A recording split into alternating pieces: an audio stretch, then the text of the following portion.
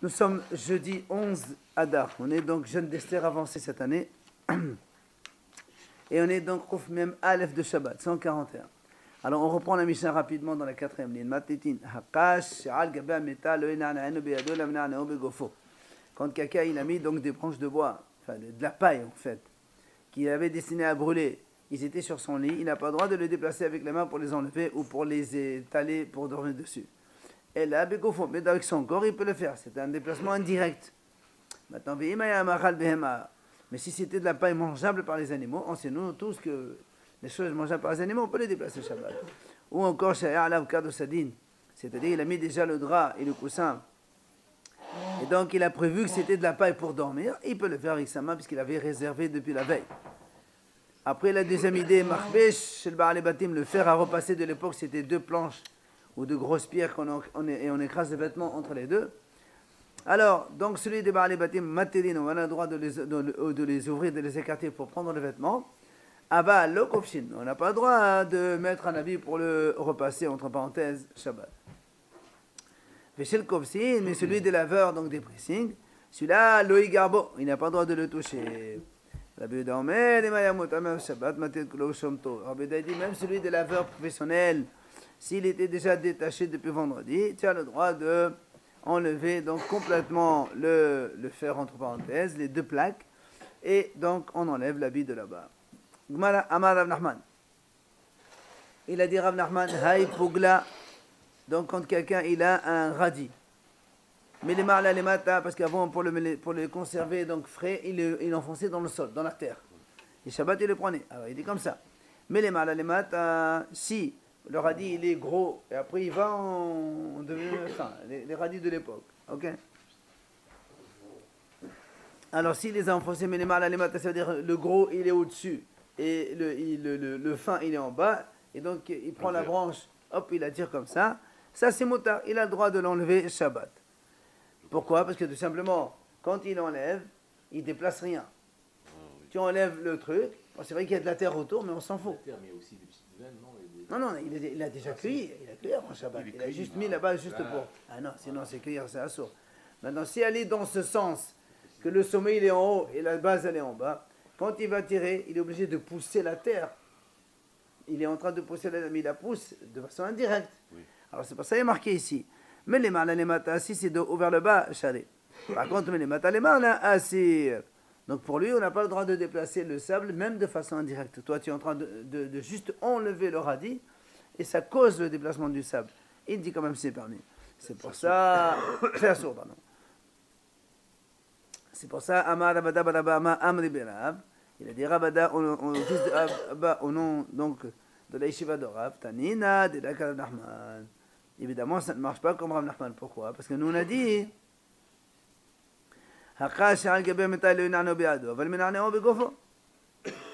D'accord, nous on a dit, Rav Nachman il a dit que si il a mis de la paille donc il n'a pas le droit de la déplacer avec la main, mais avec le corps on a le droit de déplacer, donc on voit bien que le déplacement indirect c'est permis, alors que lui non, ici on voit que non.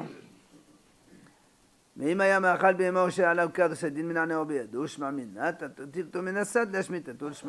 donc on avait dit que si la paille elle était mangeable par les animaux, ou s'il avait réservé depuis la veille pour dormir dessus, il a le droit de le déplacer avec la main.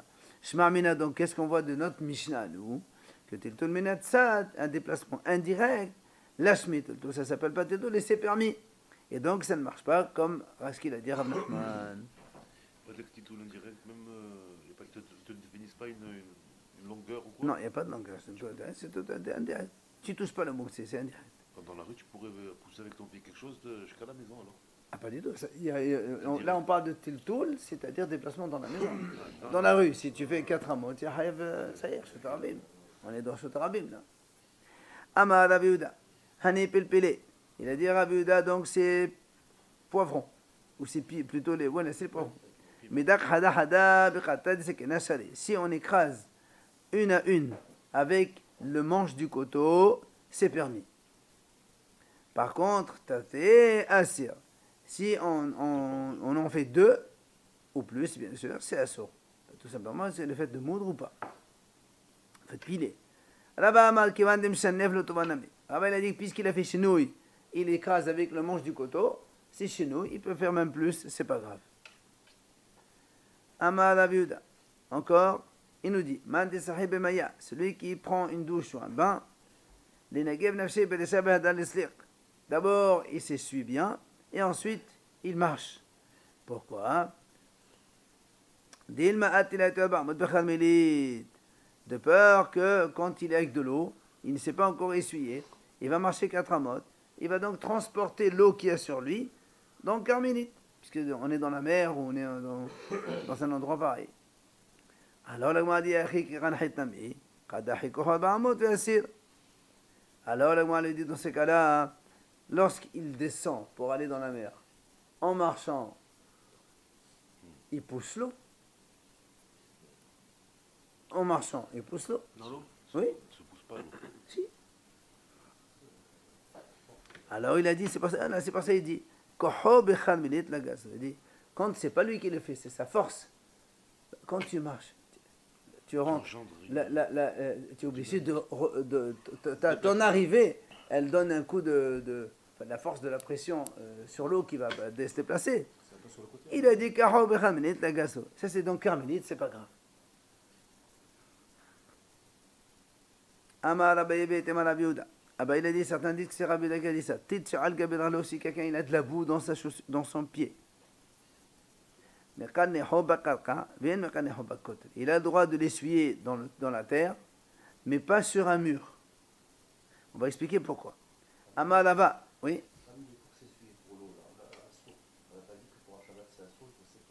Oui, c'est ça, s'essuyer. Non, on a le droit de s'essuyer, de s'éponger, c'est ça, s'essuyer, s'éponger. Oui, en faisant attention, bien sûr. Effectivement. Alors, donc, il a dit, donc, quelqu'un, il a de la boue dans son pied, dans sa chaussure. Il a dit, Rava, il a dit, donc, Maitama Bakotella. Donc, on a dit, dans la terre, c'est permis, mais sur le mur, non. Rava, il a dit, pourquoi sur le mur, non? Parce que M. Demercé Kavoné. Il a dit, parce que quand tu essuies de la boue sur le mur, c'est comme si que tu rajoutes sur la construction du mur. C'est bonnet, c'est comme. Alors, Rava, il dit, Ha bin al-haqla, ça s'appelle pas bonnet, ça. C'est pas comme ça qu'on fait quand on fait un mur. Et là-bas, Rava, il change. Il dit, Rava, il a dit le contraire, justement. Quand quelqu'un il a de la boue dans sa chaussure, et il l'essuie sur un mur, parce que là, c'est rien du tout, c'est pas construire, mais par contre, pas sur la terre, parce que quand tu fais sur la terre, tu vas aplanir la terre, et ça, c'est assourd, ça, c'est connu. Etmar, on a dit comme ça. Mort, fils de Ravina, il a dit, aussi bien dans le mur que dans la terre, c'est interdit. La papa Amar, il vient papa lui dit non, aussi bien l'un que l'autre, le mur comme la terre, c'est permis. Donc ils sont donc complètement aux deux extrêmes. Alors là, moi a dit, les mots de Ravina, puisque mort de Ravina, il a dit, assourd, aussi bien sur la terre que sur le mur. La Gemara a dit, comment tu t'essuies quand tu as de la boue dans la chaussure?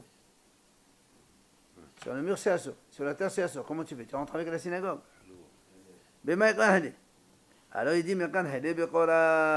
il trouve une poutre en bois. Il s'essuie dessus. La poutre, il n'y a pas ni construire, ni égaliser le sol. Tu légalises elle? La poutre, tu frappes contre le mur, c'est pour faire tomber. Non, on frappe pas. On essuie sur le mur, lui, il a dit, de peur de construire. Sur la terre, c'est égaliser le sol. Mais sur une poutre, sur du bois, tu fais rien du tout. Hein. La boue sur le bois. Tu peux en train de construire. Mais non. On lisse pas le bois quand même. Le mur, quand il est là, qu'est-ce qu'on peut lui faire au mur? Hein? Qu'est-ce qu'on peut lui faire au mur? Il a dit, c'est comme si que tu construis, tu rajoutes ça. On a dit, on a objecté déjà. Amar Rava, il a dit comme ça.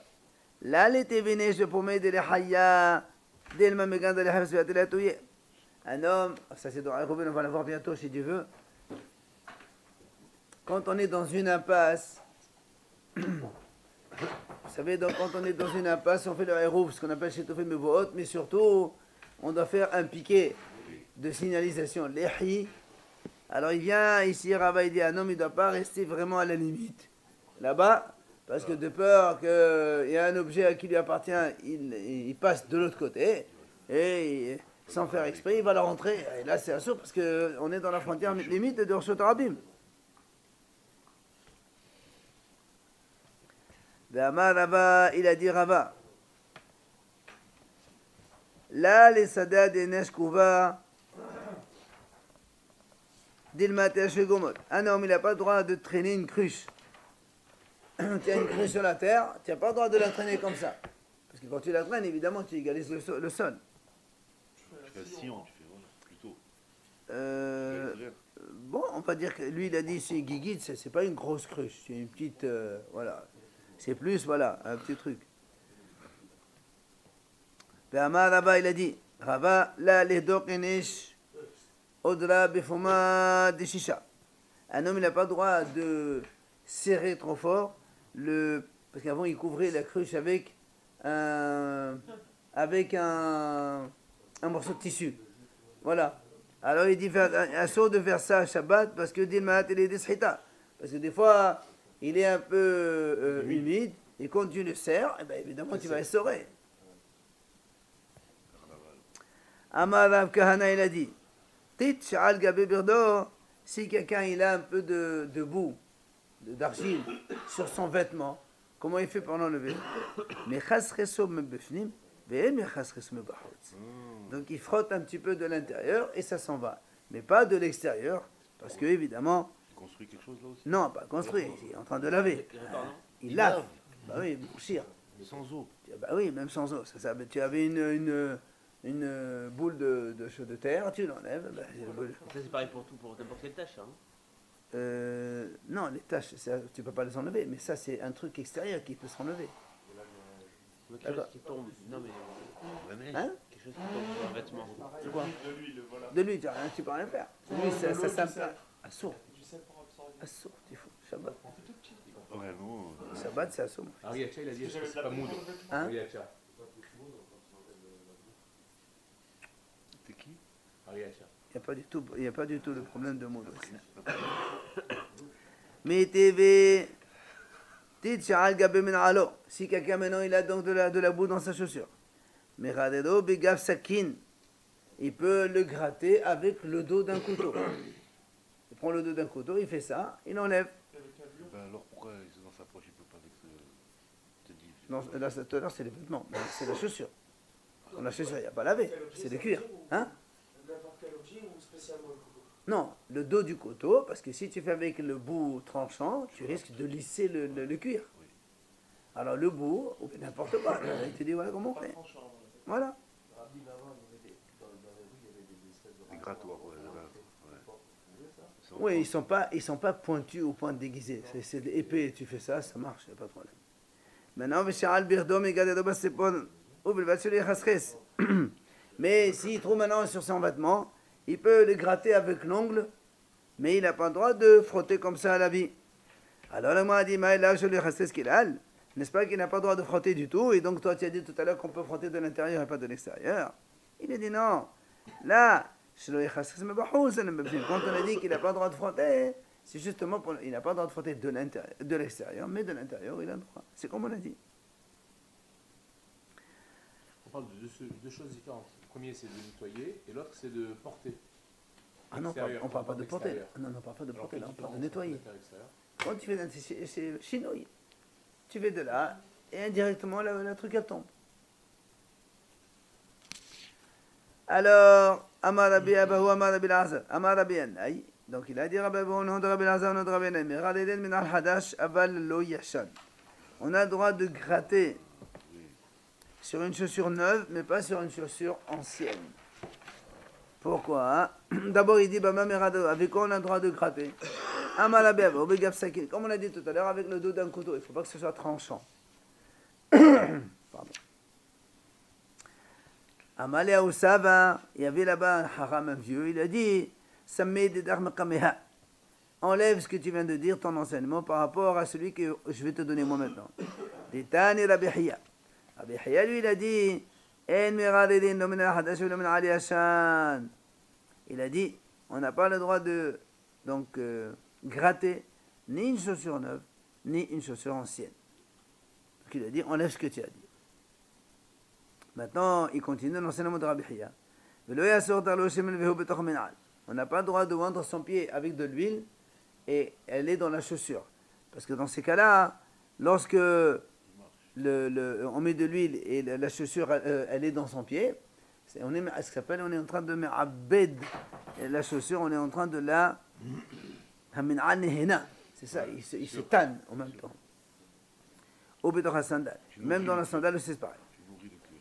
Ah voilà, exactement. Aval, mais sac et darlo shemen, ou manière bédor sandal. Mais il a le droit, par exemple, de oindre son pied avec de l'huile. Et après, il se met, il chausse la chaussure, ça c'est motard. Mais pas, il fait ça quand le pied il est déjà dans la chaussure.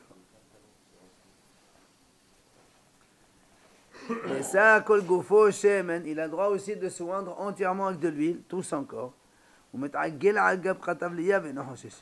Et il peut après rouler sur une peau. Il a un cuir par terre. Il a le droit. Non, c'est pas de la ruse. Il a envie de. Il a envie de quoi quand Il a envie de se rouler justement. Sur la peau, il a envie de faire. Les henné. Non, parce que comme de toute façon, les peaux à l'époque, Oui. c'était soit pour s'asseoir dessus, soit pour mettre sur une sorte de nappe. Donc c'est pas un problème du tout. Amal Abhaza Loshano, quand est-ce qu'on a dit que c'est permis de faire ça? Qu'on a le droit donc de mettre l'huile dans sa chaussure, ensuite dans le pied, après on met dans la chaussure. Elle a les sarseho, c'est-à-dire, il veut en fait faire briller la chaussure. Aval les abedo, mais si c'est pour tanner la chaussure, c'est interdit. La Gemara dit comment? Les abedo, pshita, c'est évident. Celui qui a l'intention de tanner la chaussure, c'est sur Shabbat. Si tu m'apprends. Avant de faire la chaussure, il est déjà tanné le cuir. Comment tu vas tanner? Oui, mais à chaque fois que tu travailles le cuir, il travaille. Tu mets de l'huile d'olive dans le cuir, Tu t'as fait tanner. tu le nourris. Hein. Oui, tu le nourris, d'accord. Beto, la Gemara dit les sarcéromés kama déchalé. Et où tu as vu que c'est motard de faire briller la chaussure? Tu m'as dit non, c'est juste pour le briller, c'est pas grave. Elle a itmal hachitmal. Il a dit voilà comment il faut dire. Amar afhazda. Loshano la shi'ur les sarcéromés. Il a dit, quand est-ce qu'on a dit que c'est motard? C'est quand tu mets à peine un tout petit peu d'huile dans le pied, qui est le shi'ur de quoi donc faire briller, voilà, lustrer la chaussure. Aval shi'ur les abdo assour. Mais si tu mets une dose d'huile telle que quand tu mets dans la chaussure, elle va tanner la chaussure, là c'est assour. Plus il y en a, plus tu tannes. Évidemment. Hein? Tu mets un petit peu d'huile dans la chaussure, dans le pied. Après, tu mets dans la chaussure, c'est motard, parce que ça fait briller la chaussure. Mais si tu mets beaucoup d'huile, après tu rentres le pied dans la chaussure, ça va le faire tanner. Et ça, c'est ça. Bien sûr. C'est à l'intérieur. Et bien sûr. Donc briller, c'est tout Pourquoi il autorisé. va briller? Mais tanner, c'est de l'intérieur, tanner. Hein. C'est pas Tanner, de c'est de l'intérieur, bien sûr, de l'intérieur. Quel Même les tsartés à rosser. Quand on dit. Et quel but but? Comment il va briller? Après la date, il a dit. La rendre plus souple, de nourrir, pas qu'il se Il ne faut pas oublier que les chaussures d'avant, c'est pas comme ça d'aujourd'hui, elles sont complètement fermées. Il y a un petit peu de trou à droite, à gauche, et donc ça sort et ça rentre. Je sais pas moi. Alors, Tanora Banan. Hachamim enseigne. Lo yese katan b'min'al gadol. Un homme, il n'a pas le droit de sortir. Donc, un enfant n'a pas le droit de sortir avec une grosse chaussure, plus que son pied. Évidemment. Pourquoi? Parce que il va tomber de sa pied, tout simplement. Bah oui, si tu mets une grosse chaussure. Est-ce qu'on parle de Shabbat? Hein? C'est un enfant. Non, pourquoi pas obligatoirement un enfant. Tu prends un enfant de 15 ans, tu peux pas, voilà, 36, tu peux pas prendre une chaussure de 45. Ben, on parle de Katan, ça veut dire dans le style, pour dire la chaussure elle est plus grande que son pied. C'est ça qui est. C'est pas aussi pour un adulte qui prend une chaussure plus grande que ça. C'est la même chose. Bon, un adulte, 40, 42, 43, ça rentre. Mais entre 36 et 44, c'est différent quand même. Oui, parce que si elle rentre pas, elle est large dans son pied, il va marcher, elle va tomber, elle va tomber. Il le prend la main, ça l'énerve. Hein? Non, on ne parle pas de ça. On parle de ça dans un cas normal où il ne peut pas marcher de toute façon comme ça. D'accord? Par contre, mais il a le droit de sortir avec une grosse tunique, plus grosse que lui, une grosse chemise, un truc comme ça, c'est pas un problème. Ça, tu attaches, tu plies, on peut mettre ça, ça ne dérange pas.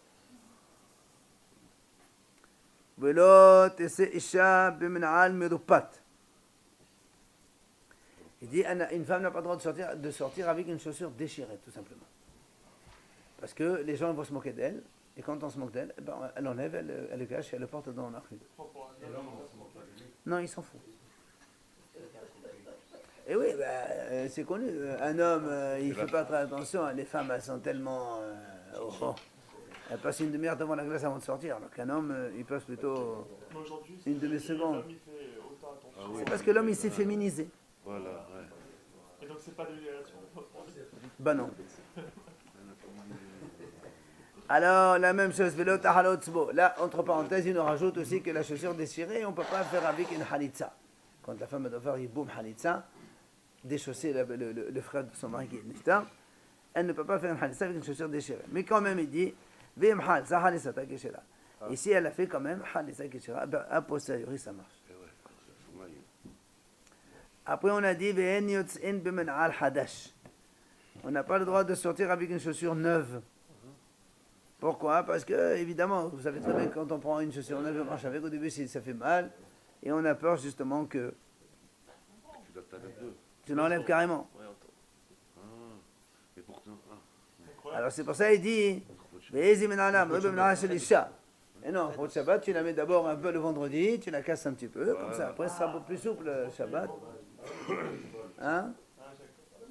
Jacob, tes chaussures, j'ai doré. Tane bakapala, s'il vous plaît. Lo shano, voilà, c'est ce qu'il a dit. Lo shano, ella, shelo yasabo shahad me'odium. Ah ben, yasabo me'al Shabbat mutar. Tu vois, c'est ce qu'on a dit. Quand est-ce qu'on a dit que c'est la source? C'est qu'elle n'a pas porté encore avant. Mais si elle a porté un petit moment avant Shabbat, et donc elle a marché avec déjà un peu. Donc elle a vu que c'est adapté à son pied, alors évidemment, c'est permis. Tane hada. שומטין מנעל מעל גבי אימוס, ותניה אידך אין שומטין. Alors, vous savez que quand on fabrique les chaussures, les cordonniers, ils mettent les chaussures dans une forme. Dans le... Comment il s'appelle? Pour maintenir le... L'embauchoir. Ouais, l'embauchoir. Alors, donc, on met les chaussures dans l'embauchoir. Alors, il y a des gens qui ont à la maison ce genre de... Comme ils n'ont rien à faire, malheureusement. c'est vrai, non, regardez bien les chaussures. Voilà. Alors, ils sont tellement... Il y en a qui mettent carrément une forme dans la chaussure. Voilà, voilà. Ah, attends. Il y a une braïta qui dit, si la chaussure elle est dans l'embauchoir, on a le droit de l'enlever là-bas, pour la mettre Shabbat. Ouais, c'est l'embauchoir de la chanson.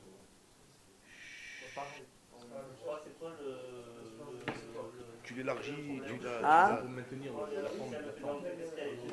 Alors, on va voir, messieurs. On va voir quel est le problème. Donc, il y a une braïta qui dit on a le droit d'enlever la chaussure. Donc, en vérité, ici, on ne parle pas de l'embauchoir. On parle de la forme du cordonnier dans laquelle il met la chaussure. Pour la faire. Voilà, non, pas pour la faire. Elle est déjà faite. Mais il veut lui donner la forme. Il la met dans le truc, il la coince là-bas. Elle reste un peu moment, comme ça, elle prend forme. Elle se forme, elle est en train de se former. C'est ça. Non, elle est déjà terminée. D'accord. Mais on lui donne une forme plus... Mais oui, c'est un ça. embauchoir, mais un embauchoir professionnel, quoi. Je sais. C'est pareil, ça aussi. C'est ça. Donc, quoi qu'il en soit, il y a une braïta qui dit on a le droit à Shabbat d'enlever la chaussure de l'embauchoir. Il y a une braïta qui dit non, on n'a pas le droit de l'enlever. Alors, comment on fait que la contradiction, comment on la résout? La kasha. On va dire, c'est pas une question. Ha, Rabbi Eliezer, ha, Rabbanan. C'est tout simplement entre Hachamim et Rabbi Eliezer. Comment? Il dit comme ça. Dites-nous. Min'al she'al gabi emous. Donc, quand il y a une chaussure sur un embauchoir, Rabbi Eliezer metaher. Rabbi Eliezer, il dit, elle est tahor. Ça veut dire que la chaussure, elle est tahor. Pourquoi elle est tahor? Lui, il pense, tant qu'on n'a pas sorti de l'embauchoir, la chaussure n'est pas encore finie. Si elle n'est pas finie, ce n'est pas un ustensile. Si ce n'est pas un ustensile, ça ne prend pas l'impureté. Donc, si tu me dis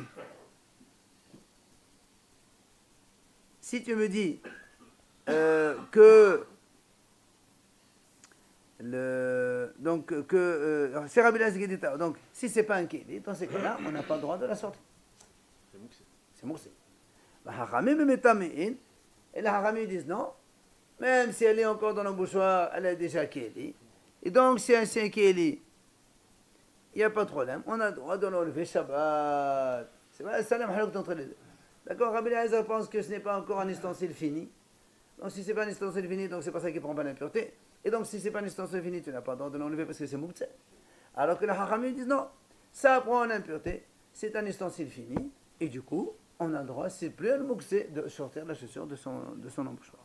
Les remettre, ils sont tous d'accord. Remettre? Les remettre, ils sont tous d'accord que c'est interdit. Pourquoi c'est interdit? Enlever. Enlever, on l'a mis. Alors là, on a dit qu'il y a une discussion. Très bien. Les remettre après. Quel est le problème?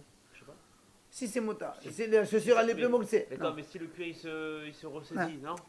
Si, je suis fini. Ah, Par extension, chez nos cousins Ashkenaz, ils mettent le chercheur, on peut le mettre dans une forme. oui, mais non, c'est pas pareil. Là-bas, on parle, ici, nous, on parle, comme j'ai dit au début, on parle ici de la forme du cordonnier. C'est pour ça qu'on dit qu'est-ce que la chaussure, elle est finie ou pas finie. On ne parle pas de ceux qui ont des trucs à la maison, que la chaussure, ils l'ont déjà acheté, et juste ils veulent que ça conserve la forme.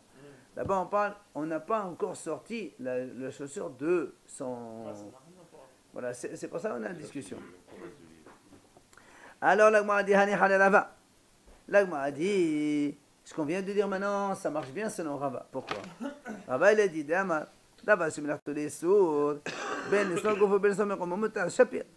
Rava, il a dit comme ça, un ustensile à usage interdit, on a le droit de le déplacer, soit on a besoin de lui-même, soit on a besoin de sa place. On a vu ça dans le Mouxé, c'est la halakha comme ça. C'est pour ça ici, comment il s'appelle? L'embauchoir, c'est un ustensile à usage interdit, puisqu'on forme les chaussures avec. Alors même si tu tiens et tu sors la chaussure, comme j'ai besoin de la place de la chaussure, donc je peux enlever donc la chaussure sans problème. Mais Abaye, il a dit que quand est-ce qu'on a le droit de déplacer un ustensile à usage interdit? Seulement si on a besoin de lui-même. Mais si on a besoin de sa place, on n'a pas le droit. Alors donc du coup ici, tu n'as plus le droit de sortir la chaussure de la forme. Parce que quand tu fais ça, en fait. La forme, elle est pleine, les souplesses, la forme. Oui, et quand tu enlèves la chaussure, tu as besoin de la place de la chose. Tu mets ton pied dedans. Non, pas dans la chaussure, dans la forme. On n'a pas besoin de la place de la forme. Alors, mais quand tu enlèves la chaussure, La forme qui prend une place j'ai dans la compris. chaussure. Quand tu enlèves la chaussure, tu es en train de libérer la place de la forme. Parce que tu as besoin de la chaussure. Mais en même temps, tu as quand même libéré la place de la forme. Ça, on a dit qu'on ne parlait pas de la maison, pas de ce cordonnier. Oui. C'est pour ça que la Gemara lui répond à Rabbi Meir Renan Belafouille. Il dit en fait ici, la chaussure elle n'est pas coincée, elle est souple. Tu peux l'enlever facilement. Tu n'as pas le droit de tenir. D'accord? C'est pour ça donc ça c'est fait. C'est la fouille, c'est léger, c'est souple. Tu enlèves la chaussure comme ça, rien du tout. Donc tu ne touches pratiquement pas la forme. Détania. Comme on a vu dans la Braïta, c'est marqué. La Biouda Omer Imaya la fouille, moutar. Si c'était donc pas très serré, c'est permis. Alors, la Gemara dit Tama de la fouille. Donc tu vois bien que c'est parce que c'est léger, c'est pas très serré. Hal la fouille, sinon, c'est interdit. Alors là, on pose la question dans l'autre sens.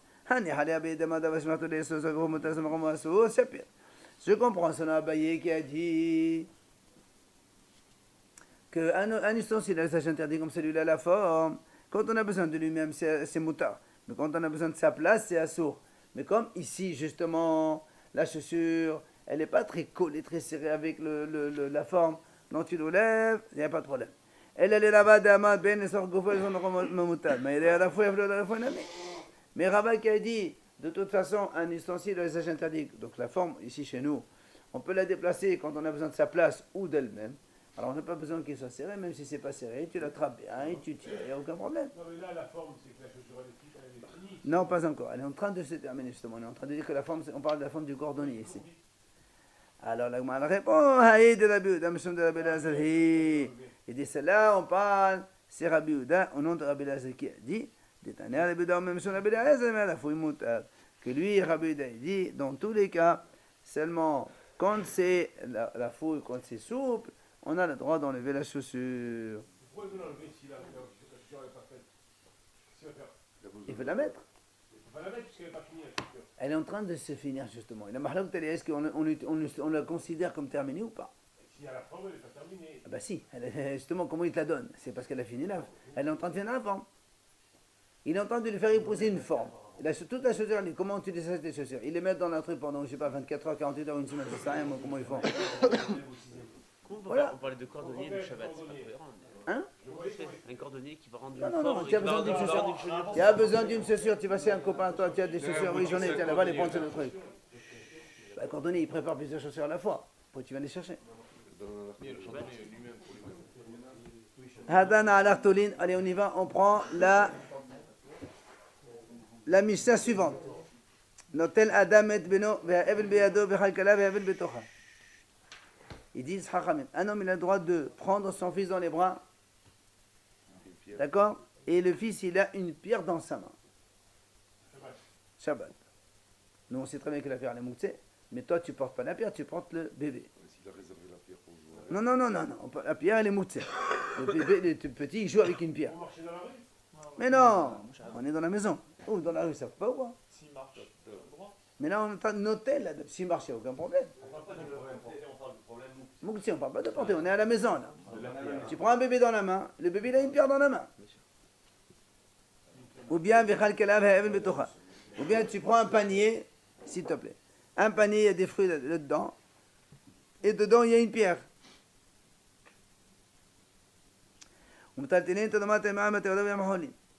Et si quelqu'un il a une trouma, hein, il a une caisse dans laquelle il y a de la trouma, qui est téméa, avec la terouma qui est théora. Terouma impure qui est immangeable et terouma pure qui est mangeable, ou bien holin, des choses que nous on mange, tous dans le même panier, tu as le droit de prendre le panier, donc il y a le moutard et le assour. Morcer. Oui, morcer. Dans une propriété privée? Toujours. Rabbi Yehuda Omer, Av ma'alin ta medouma be'achad me'a. Rabbi Yehuda dit, même on a le droit d'enlever le medouma. Medouma, ça veut dire que, vous savez que quand quelqu'un il a une récolte de trouma qui s'est mélangée avec une récolte hol, si c'est 1 dans 100, c'est permis de manger. Si c'est 1 dans 99, c'est à source, c'est tout pour le Kohen. Maintenant, si c'est 1 dans 100, avant de manger, ben, c'est mélangé, on ne sait pas. Il faut quand même enlever 1. Si, il dit, Rabbi Yehuda dit, on a le droit, mais on peut enlever ça pour que tu puisses manger le reste. On va voir dans la Gemara pourquoi. Justement, Metachen, est-ce que Metachen ou pas Metachen? On va voir pourquoi c'est motard. Qu'est-ce qu'il est mettre Ah ben, tu n'avais pas le droit de manger, maintenant tu peux manger. Tu vas mettre Heureusement. Comme le maaser, c'est pareil, on n'a pas le droit de maaser. Assour maaser. Gmara Amarava. Hosi tinok hay. Yichis talu besavado. Hayav mishum kis. Si un homme, il fait sortir un enfant, et l'enfant, il a kis, talu besavado. Il a une bourse avec de l'argent dans son cou. Hayav mishum kis. Donc le monsieur qui a fait sortir le bébé, il est hayab comme si qu'il a sorti lui-même la bourse. Ténor met. Pas tout. Mais si tu as un enfant, il est mort, tu le fais sortir, et il a une bourse dans son cou, là on n'est pas tôt. On va expliquer. On reprend. On a dit quand un monsieur il fait sortir un enfant, et l'enfant il a dans son cou une bourse, on a dit c'est comme si que le monsieur il a sorti la bourse lui-même. D'accord? Bien. Il a pris l'enfant. L'enfant il a maintenant, bon, aujourd'hui c'est pas dans le cou, il a un porte-monnaie dans lequel il y a des sous. Ben, on te dit monsieur tu as sorti les sous. Alors Gmara a dit, et pourquoi il n'est pas hayab? Parce qu'il a sorti le bébé? Il n'y a pas de problème. Pas de problème ici. L'argent, c'est pour le père, c'est pas pour le fils. Hay, vivant. Non, on parle d'un enfant vivant. On a dit un enfant vivant avec de l'argent dans sa poche, dans une bourse, on a dit, il est hayab pour l'argent. La Gmara a dit, il est hayab aussi pour l'enfant, non? Nous, on sait que quelqu'un vivant, il se tient tout seul déjà. C'est ce que la Gmara veut dire là-bas, que la binatan sveda. Les deux mains, hay no set atzmo. Haramim disent, vous le savez très bien, quand on porte quelqu'un qui marche, c'est pas hayab. C'est un sourd, mais c'est pas hayab. C'est pas ça ceux qui vous disent c'est motard de prendre un bébé qui marche. En vérité, c'est pas moutard, c'est un sourd. C'est pas Hayav Korban, mais c'est Assour. C'est pour ça qu'il dit, étant donné ici qu'il est Haïn au Atzmo, l'enfant il a 4 ans, il marche. Donc c'est pour ça que quand tu la mets dans tes bras, il n'est pas Hayav pour l'enfant. C'est que par Torah Assour. Mais pour l'argent qu'il porte, oui, tu es Hayav. D'accord? Pourquoi il dit Tinoch alors? Sinon c'est un enfant. Et pourquoi il dit Beno comme le عاش ما قالش Beno كيما الأخرى؟ Tinoch ما عندها ما يمشيش. Non, mais putain. علاش؟ Eh ben, c'est justement, regarde ce qu'il dit. Dame, Haïn au Atzmo. هاي نسيت اسمه خاطر بيبي صغير ما جابش. Non, non, Hayav. S'il n'est pas le علاش سمعت قال Tinoch مالا؟ pourquoi ne va-t-il pas Beno? Où tu as vu ولا Beno نوتي لازم Beno ابن بيدو. Ça c'est la Mishnah. Alors? مشنا علاش النص بدل. عاش واحد قال Tinoch واحد Beno. Tinoch ما marche pas. Ah, il a enseigné comme ça, mais c'est la même chose. Beno يمشي. Non, mais putain, ténor veut dire qu'il marche. S'il ne marche pas, le ténor, il n'est pas nocé d'asmo. نسيت اسمه حي نسيت c'est pour ça elle m'a dit حي نسيت اسمه. Non, il nocé d'asmo quand il marche, pas quand il est bébé. Non, mais là. Oui, mais un bébé, Et non. un bébé il se tient quand même, non? Mais non, un bébé de 3 mois, il ne marche pas, il n'est pas nocé Il d'asmo. marche pas mais c'est pour ça elle m'a dit ما قالش ما يمشيش قال لي حي نسيت اسمه. Mais nous alors? Et alors c'est pour ça معناتها Tinoch ما يمشيش. Non, c'est sûr que. وديكي علاش قال حياب مش ما قال اسور مش حياب. كانوا ميت حياب. 2 secondes, vérifier. Il n'y a pas marqué. Non مش انا غلط كبس برا.